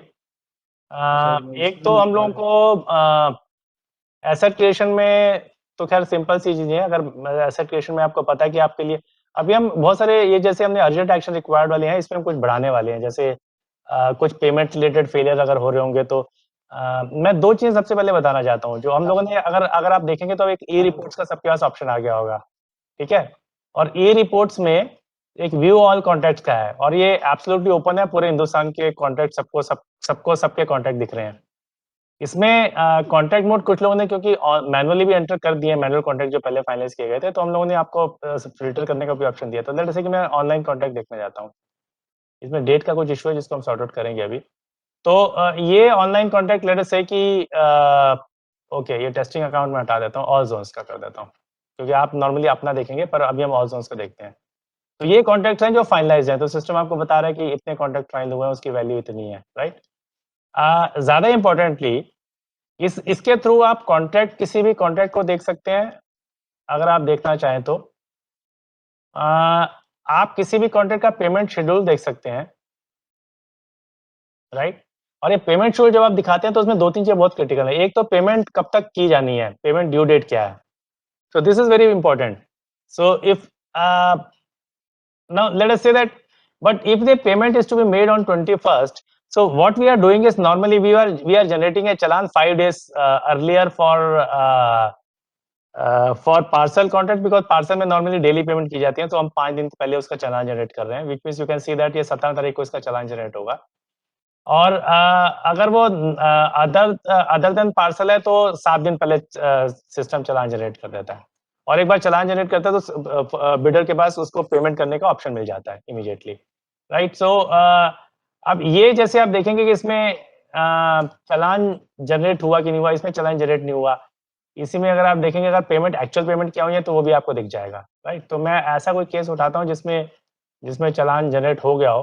लेट अस से कि ये अगला, इसमें थोड़ी सी अभी कमी है जो मैं भी हम लोग देख रहे थे, तो कुछ मुझे भी दिखी थी। सो इसको हम थोड़ा सा और इम्प्रूव करेंगे ताकि ज़्यादा अच्छे से चीज़ें समझ में आए। So let us say that this is the second contract which is for what? Which is for a, let us say, hoarding, right? So this is a hoarding contract. This was published on 3rd of June, which means इसकी payment due हो गई होंगी, right? तो 3rd of June का मतलब है ना 18 तारीख तक इसकी पेमेंट ड्यू होगी, पर क्योंकि पहली पेमेंट पार्किंग और ये होर्डिंग एडवर्टाइजिंग वगैरह के लिए विदिन 15 डेज होती हैं। Now if you want to see what is the payment schedule, it is there in the contract also, it is there, but here we have given you one separate button also in which you can actually see what are the payment schedule. So as we know that इसमें 18 तारीख को जैसे मैंने कहा कि इसमें payment due है, और 11 तारीख को सिस्टम 11 तारीख को चालान जनरेट करेगा। Now सिस्टम ने चालान जनरेट कर दिया कि नहीं कर दिया, because there is a possibility that there will be some failures at some point of time, there will be some failures, right? So whether the system has generated the challan or not, that also we are showing here. So in this case, the system is telling you that the challan has been generated, right? Now if you want to see whether the firm has made the payment or not, that also you can see. Just इसमें view payment वाले में जाइए, so you will know कि ये system में payment हो चुकी है.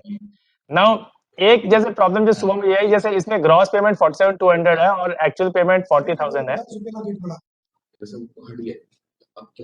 आप जिसकी भी आवाज आ रही है अपना म्यूट कर दीजिए अपने आप को. वो तो अपने को भी अभी ऑप्शन में ऐसा है. दो क्वेश्चन क्या अभी sir, excuse me sir, from Raipur division sir.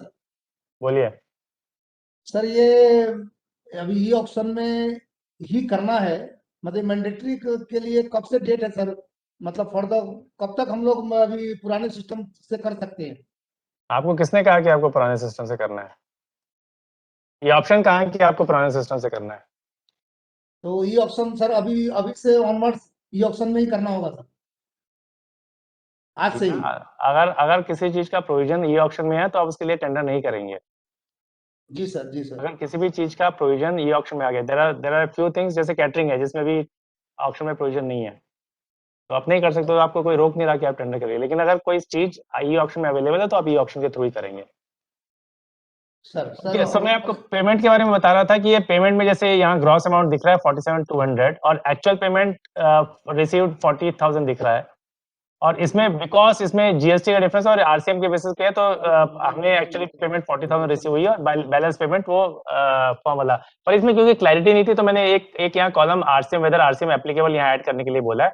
और यहाँ पर जो आपकी पेड अमाउंट है इसके ऊपर एक लिंक लगा देंगे, जो एक्चुअली जीएसटी इनवॉइस जनरेट हुआ वो आपको दिख जाएगा. तो उसके लिए भी हम लोग यहाँ पर कल तक या एक आध दिन में आपको ये लिंक मिल जाएगा. तो आपको पेमेंट, मेरा मेन मुद्दा ये बताने का है कि हमने आपको एक पेमेंट हो रही है कि नहीं हो रही है और प्रॉपर्ली हो रही है कि नहीं हो रही है, उसके लिए आपको सफिशिएंट प्रोविजन दे दिए गए हैं, राइट? आपको कॉन्ट्रैक्ट कौन कौन कितने कर रहा है उसके देखने के लिए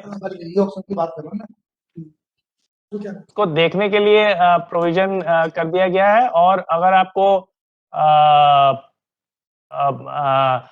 पेमेंट उसके बाद शेड्यूल के हिसाब से चालान जनरेट हुआ कि नहीं हुआ, और चालान जनरेट हुआ तो पेमेंट हो गई कि नहीं हुई, इसको आपको शुरू में खासकर, though the system is doing everything but still you have to monitor that, right? So please, जैसे एक केस में मुझे आज कुछ एक मॉर्निंग में एनोमली मिली थी जिसमें शेड्यूल प्रॉपर्ली जनरेट नहीं हुआ था. नाउ अगर वो शेड्यूल प्रॉपर्ली जनरेट नहीं होता तो पेमेंट फेल होना था. तो अब अपरेंटली किसी ने देखा नहीं उसको. आप एक सिस्टम के ऊपर रिलाई करें, अच्छी बात है, लेकिन सिस्टम के ऊपर इतना रिलाई मत करें अभी शुरू में, खासकर जब तक चीजें फुली एस्टैब्लिश नहीं हो गई हैं. You also I mean make whatever efforts are required to make to ensure that not only contracts are finalized but after contracts are finalized you monitor the payments also, right? System is monitoring the payment but sometimes there will be failures. So हम उस पे और भी system से हम कितनी help कर सकते हैं वो हम कोशिश कर रहे हैं. बट आपके शुरू में आप इसको भी देखिए और कहीं ऐसा फेलियर ना हो ये भी आप भी इंश्योर कीजिए. सर वैसे ये ऑटोमेटिक होगा सर चालान जनरेशन? हाँ ऑटोमेटिक होगा. आपका उसमें डायरेक्टली कोई रोल नहीं है. चालान जनरेशन में सिस्टम अपने आप करता है. अब मैं एक और नई रिपोर्ट बनवा रहा हूँ जिसमें चालान जनरेशन में अगर कहीं फेलियर हुआ तो वो भी आपको पता चल जाए. ये रिपोर्ट अभी बनी हुई है लेकिन ये कुछ मिसबिहेव कर रही है, तो इसलिए मैं आपको शायद आपको दिखाया भी नहीं गया, आप शायद कुछ कर दिया होगा, ठीक है, आई डोंट नो, नहीं है चार टेस्टिंग का. तो बेसिकली आपको ये भी रेगुलरली देखना है कि इसमें कुछ रिपोर्ट में मिसबिहेव कर रही है, तो इसको हम ठीक करवाएंगे. तो अगर कहीं चालान जनरेशन में फेलियर होगा तो उसको भी हम मॉनिटर कर रहे हैं ताकि वो किसी तरह से पेमेंट्स में कहीं फेलियर ना हो. एक हम लोगों ने एसेट समरी रिपोर्ट भी आपको दे दी है, जो आपने एसेट क्रिएट किए हैं, तो वो भी आप अब देख सकते हैं सिस्टम में. मैं आप ग्रुप में डालता हूं, लेकिन अब आप अपना देखना चाहते हैं तो आपको ये सारी चीजें अवेलेबल. आप वैसे भी इन एनी केस आप व्यू एसेट रिपोर्ट से आके देख सकते हैं, पर उसमें समराइज पोजीशन नहीं मिलती थी. तो समराइज पोजीशन ये है, जैसे अगर आप देखना चाहें तो. पर अगर आपको डिटेल देखनी है तो वही व्यू एसेट्स वाले उसमें जाके देखें तो ज्यादा बेटर है, क्योंकि अगर आप यहाँ भी क्लिक करेंगे तो ये वहीं लेके जाएगा, ये व्यू एसेट डिटेल्स वाले पे लेके जाएगा, क्योंकि यहाँ बेटर आपको दिखता है. पर अगर आपको समराइज पोजीशन देखनी है तो आपको यहाँ पर मिल जाएगी. जैसे आज शीट में हम लोगों को पता है आपकी 24,628, सॉरी इतना बड़ा रन करने का मतलब नहीं, राइट? तो ये एसेट समरी रिपोर्ट भी आपको दे दी गई है. उसके अलावा ये DCM R अपना मोबाइल अपना माइक को म्यूट कर लें। एक उसके बाद पेमेंट्स में अभी बहुत ज़्यादा चेंजेस नहीं है। एसेट्स में हम लोगों ने जैसा जो कहा, मैंने आपको कहा था कि एसेट क्रिएशन में हम लोगों ने चेंजेस किए हैं, जिसमें जैसे अगर आप कोई भी एसेट क्रिएट करने चाहेंगे, मैं कोई पार्किंग का एक एसेट ले लेता हूँ सिंपल सा, तो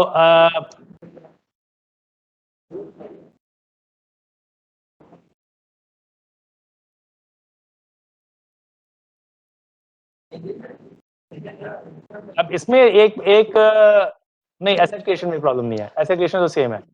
लॉट क्रिएशन में हम लोगों ने ये चेंज किया है, manage lots, create new lots.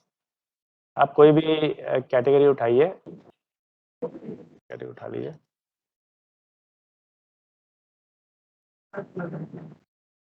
इसमें अब आपको लॉट्स क्रिएट, ये यहाँ तक प्रोसेस सेम है, इसमें कोई चेंज नहीं है।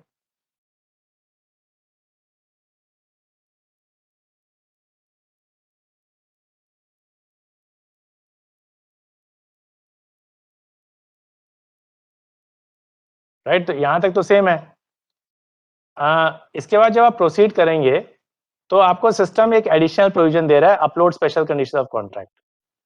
Right, upload special condition of contract अब हम प्रेफर कर रहे हैं कि आप लॉट के साथ करें, क्योंकि एक्चुअली आप नॉर्मली टिपिकली लॉट 2 साल 3 साल 4 साल के लिए बनाएंगे, तो 2-3 साल में कुछ ना कुछ चेंजेस तो हो जाएंगे, तो एसेट के साथ उसको लिंक करने को ज्यादा मुद्दा है नहीं। आप एसेट के साथ लिंक करेंगे तो बाद में ऑक्शन करेंगे तो कोई मिस हो सकता है। तो हम लोग को ये एक्सपेक्ट कर रहे हैं कि अब आप ये जो स्पेशल कंडीशन ऑफ कॉन्ट्रैक्ट जो आप अपलोड करेंगे वो लॉट के साथ लोड कीजिए, ताकि अगली बार जब आप दोबारा लॉट बनाने जाएंगे 2-3 साल के बाद, तो अगर कोई लेटेस्ट कोई पॉलिसी मॉडिफिकेशन हुई होगी तो आप वही लेटेस्ट को आप अपलोड कर देंगे। अगर आप एसेट के साथ लगा के रखेंगे तो फिर सिस्टम पकड़ नहीं पाएगा उसको, कुछ गलती होने के चांस हैं। तो ये आप यहाँ से डॉक्यूमेंट अपलोड कर सकते हैं, जो भी स्पेशल कंडीशन ऑफ कॉन्ट्रैक्ट आपको मिलेंगी, जिसके लिए मिल गई हैं, वो आप यहाँ से अपलोड कर सकते हैं। उसके बाद प्रोसेस मोर और सेम है। तो बस एक मैंने आपको बताया कि ये है जिसमें हम लोगों ने लॉट क्रिएशन में, लेकिन लॉट क्रिएशन में प्रोसीड करने के बाद आपको अपलोड का ऑप्शन मिलेगा, प्रोसीड करने से पहले नहीं। सो just fill up the mandatory details and then you can click on proceed, and then you will get an option to upload the document, right? So this is the process. And then for a special for pay and use toilets, as I said, for lot creation we have made one more change. Okay, not editing.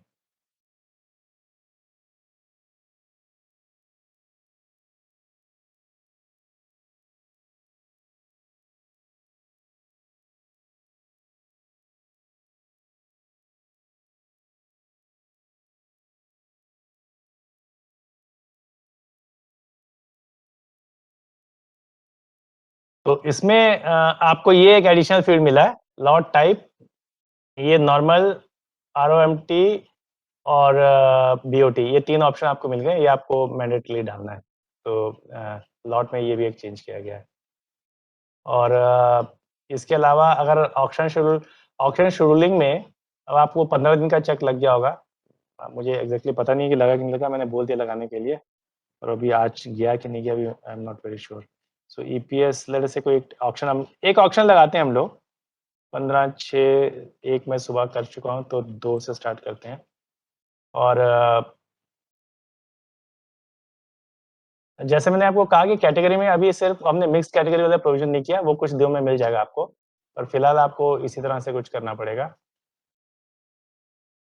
जैसे आप अभी तक करते आ रहे हैं। सो और 15 दिन का आपको मिनिमम गैप देना ही देना है।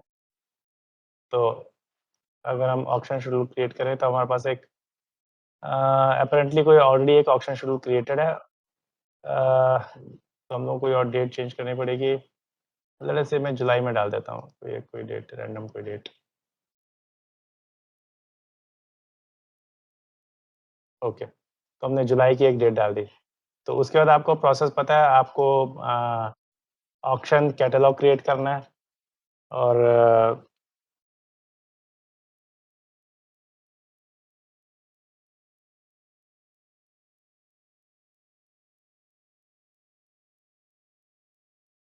यहाँ आपको और कुछ करना नहीं होता, प्रोसीड कीजिए, आपको लॉट्स दिख जाएंगे। ये रेड लॉट्स का मतलब है कि आप ये इसका CP स्टार्ट डेट प्रॉब्लमेटिक है, आपने 31 क्लियर डेज नहीं दिए हुए हैं, तो यहाँ 15 दिन जो उसके बाद 15 दिन क्लियर नहीं है हमारे पास, तो आपको लॉट में एडिट लॉट में जाके इसको लॉट को एडिट करना पड़ता है, इसकी डेट ठीक करनी पड़ती है। तो अदरवाइज आप जो क्लियर है लॉट उसको आप सिलेक्ट कर सकते हैं, जिसको भी आप सिलेक्ट करना चाहें, ऐड सिलेक्टेड लॉट। अच्छा, एक बात ध्यान रखिए, हम लोगों ने यहाँ पर ऑलरेडी अब आप जो करने जाएंगे तो standard condition of contract version 2 लगा दिया है, तो ये वर्जन 2 ये नई कंडीशन है जो बोर्ड ने रिलीज की है कल परसों में जो रिलीज हुई है, तो ये नई कंडीशन है, तो ऑलरेडी इसके अंदर आ गई हैं। लेकिन जो लॉट के अंदर अगर आपने स्पेशल कंडीशन ऑफ लॉट लगा दी होंगी, स्पेशल कंडीशन ऑफ कॉन्ट्रैक्ट तो आएंगे, नहीं तो नहीं आएंगी, पर अदरवाइज यह खाली दिखेगा आपको। तो लॉट पब्लिश करते वक्त या ऑक्शन में ऐड करते वक्त देख लीजिए कि कोई ये सब मिस्टेक्स ना हो रही हो। तो अगर आपने एक बार लॉट क्रिएट किया तो सीक्वेंसिंग होगी, सीक्वेंसिंग अगर आपको एज इट इज एक्सेप्टेबल है तो आगे बढ़ जाइए, ये भी अगर एज इट इज एक्सेप्टेबल है तो आपको जस्ट साइन एंड सबमिट करना है, साइन एंड सबमिट।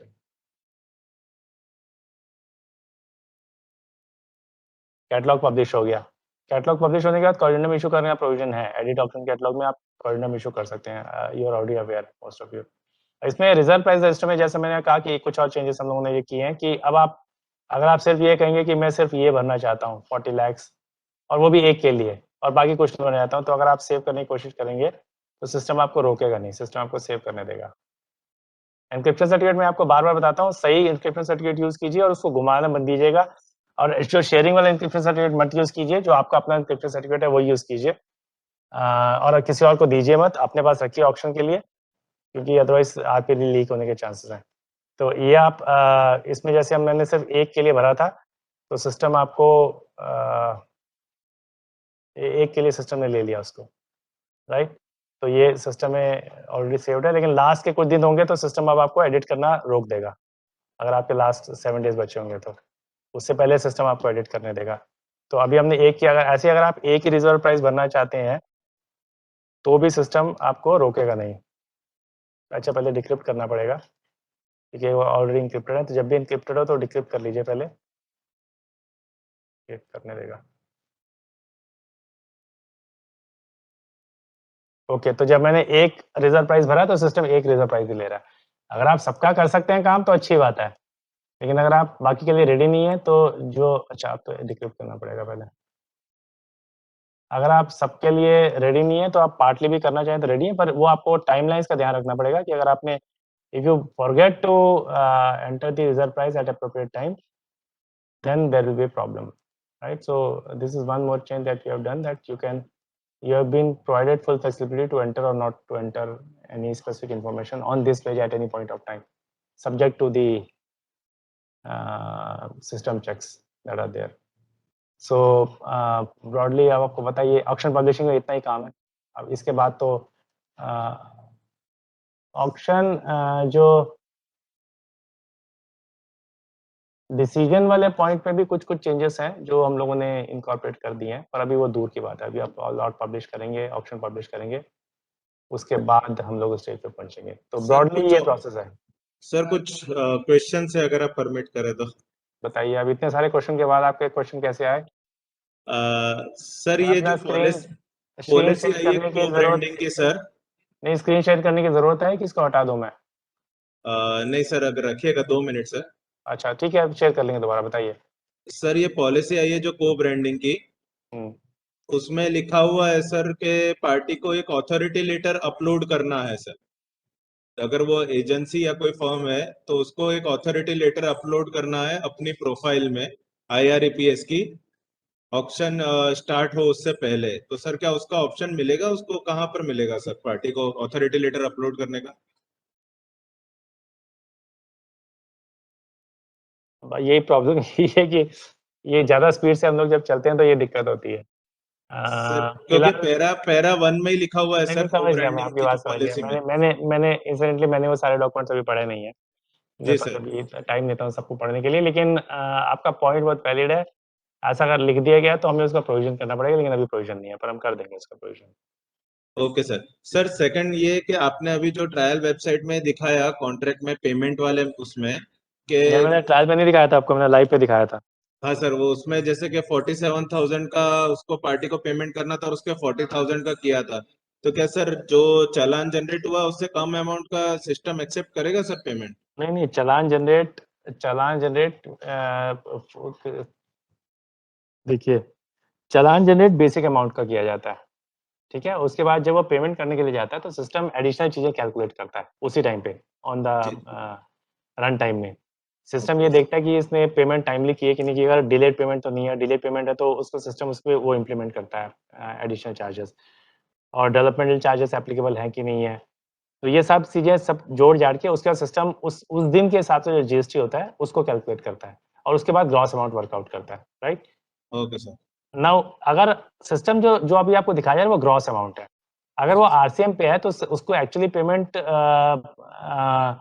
जीएसटी की नहीं करनी है आपको। तो एक्चुअल पेमेंट हमने आपको दिखा दी कि एक्चुअल पेमेंट इतनी आई है। क्यों? क्योंकि अगर 50,000 या 1 लाख रुपीस अगर उसका लाइसेंस फी थी और 18% लगा के 1,18,000 रुपए बनते हैं, तो मैं आपको ग्रॉस में 1,18,000 दिखा रहा हूँ और यहाँ पर आपको 1 लाख दिखा रहा हूँ पेड है क्योंकि उसमें आरसीएम एप्लीकेबल था।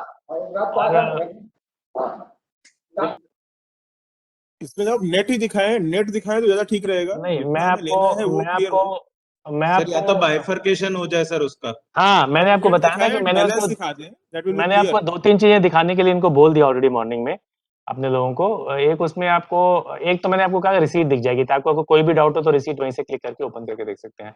दूसरा अगर वो आरसीएम एप्लीकेबल है या नहीं है वो भी दिखाने के लिए बोला और ब्रेकअप दिखाने के लिए कोशिश करेंगे जितना ज्यादा से ज्यादा वो ब्रेकअप दिखा पाए। जो पेमेंट ले रहे हैं, जो आई है पेमेंट वो किस लॉजिक से आई है वो आपको दिखा देंगे उसी वहीं पर ही।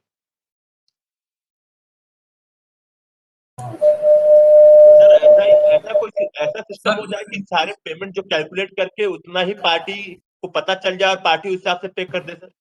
पार्टी ऐसे ही पे करती है और कैसे होता है? नहीं, जो अभी ये बता रहे थे कि बाइफरकेशन करने की जरूरत क्यों पड़ेगी सर? नेट और ग्रॉस में क्यों चेंजेस आना चाहिए सर?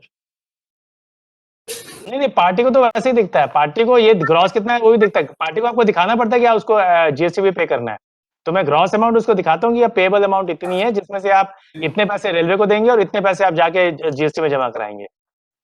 जैसे सर अभी इन्होंने कहा कि 47,000 के बजाय 40,000 का चालान हुआ और पार्टी को पेमेंट 47,000 करना था।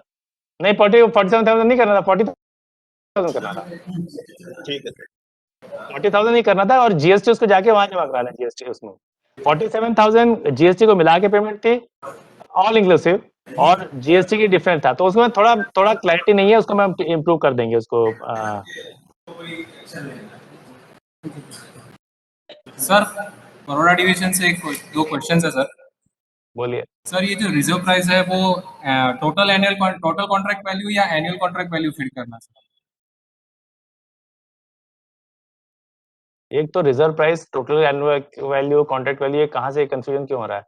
रिजर्व प्राइस यूनिट के हिसाब से करना है। अगर यूनिट एनुअल लाइसेंस फी है तो एनुअल के लिए करना है। यूनिट अगर आपका 8 महीने का कॉन्ट्रैक्ट है तो उस हिसाब से करना है। अगर वो पर डे का आपने उसमें यूनिट रखा हुआ है कि पर डे पेमेंट होनी है तो उसके हिसाब से रिजर्व प्राइस करना है। उसमें कॉन्ट्रैक्ट वैल्यू कहाँ से आ गया? आप शायद पूछना चाहते हैं मिनिमम टर्नओवर रिक्वायरमेंट के लिए, एक्सपेक्टेड अर्निंग के लिए। जी। हाँ, तो एक्सपेक्टेड अर्निंग एनुअल है। ओके। और सर दूसरा क्वेश्चन ये था कि जो पार्टी उसमें लिखा हुआ है, शायद उसमें एक्सपेक्टेड अर्निंग एनुअल 1 साल से ज्यादा हो तो एनुअल है, उससे कम हो तो उसका फुल कॉन्ट्रैक्ट वैल्यू के हिसाब से है। वो उसमें ऑलरेडी पॉलिसी डॉक्यूमेंट में कवर्ड है ये। Okay sir, thank you. और सर दूसरा क्वेश्चन ये है, जो पेमेंट कॉन्ट्रैक्टर करता है तो पेमेंट करने के बाद वो नोटिफिकेशन उसको भी चला जाता है कि आपका पेमेंट ये सक्सेसफुल हो गया है और उसको वहीं पर उसको सामने दिख जाता है पेमेंट हो गया। स्क्रीन पे जहाँ वो पेमेंट कर रहा होता है उसको दिख जाता है कि पेमेंट हो गई है। वो कभी भी पेमेंट देखना चाहता है तो देख सकता है और उसको अगर आप जीएसटी इनवॉइस देखना चाहता है तो वो भी देख सकता है। वो चालान जनरेट जो होता है वो देख सकता है। चालान जनरेट वो हमेशा देख सकता है। जैसे ही चालान जनरेट होता है उसको इमीडिएटली दिख जाता है कि चालान जनरेटेड है।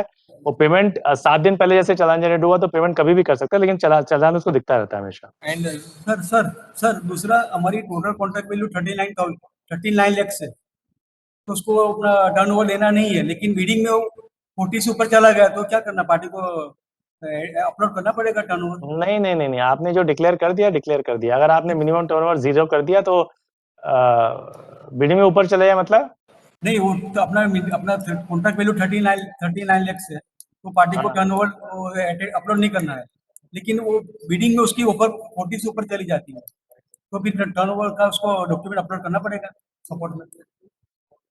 कहने का मतलब ये है सर, अगर हमने रिजर्व प्राइस रखा 39 लाख और बिडिंग करते करते 40 लाख के ऊपर चला गया, तो उससे क्या फर्क पड़ता है? नहीं, तो टर्नओवर का जो भी 40 से ऊपर कंपलसरी है ना टर्नओवर। ऐसा है, दो चीजें, वो क्या आप कह रहे हैं कि उसने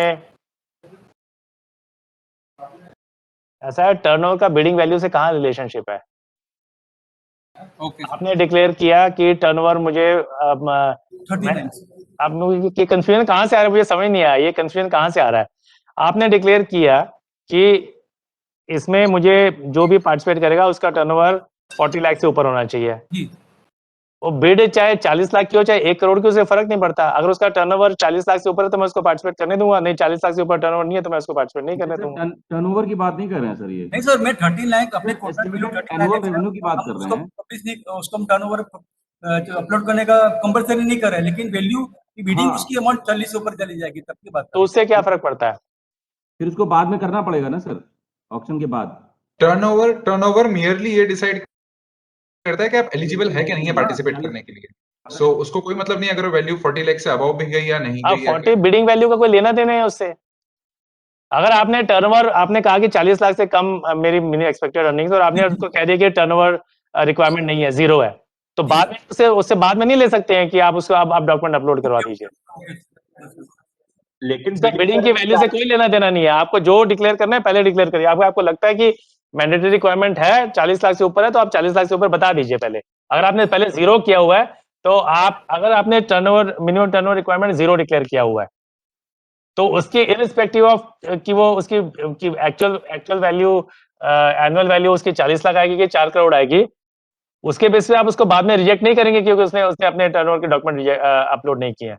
सिस्टम आपको करने नहीं देगा। मतलब आप गलत कर रहे होंगे कुछ करेंगे तो। अगर आपने कह दिया टर्नओवर रिक्वायरमेंट मेरी मिनिमम टर्नओवर रिक्वायरमेंट निल है, तो अगर उसने डॉक्यूमेंट अपलोड नहीं किए हैं तो उसने कोई गलती नहीं की है और आप उसको इस बेसिस पे बिड को रिजेक्ट नहीं करेंगे। नहीं सर, तो अलॉट करना होगा उसको क्या? क्योंकि 40 लाख से ऊपर तो मैंडेटरी रिक्वायरमेंट है कि आपको देना ही है। क्या देना है? मिनिमम इसका एनुअल टर्नओवर जो है 40 लाख में बिड वैल्यू कहाँ लिखा हुआ है कि 40 लाख के बिड वैल्यू के ऊपर उसको टर्नओवर देना है? ये कहाँ लिखा है कि 40 लाख के बिड वैल्यू के ऊपर उसको अपने टर्नओवर के डॉक्यूमेंट देने हैं? ये लिखा हुआ है कि आपको टर्नओवर डिक्लेयर करना है बिफोर हैंड कि आपकी क्या रिक्वायरमेंट है। आपने जो डिक्लेयर किया उसके हिसाब से उसको डॉक्यूमेंट देने या नहीं देने उसी टाइम तय हो गया।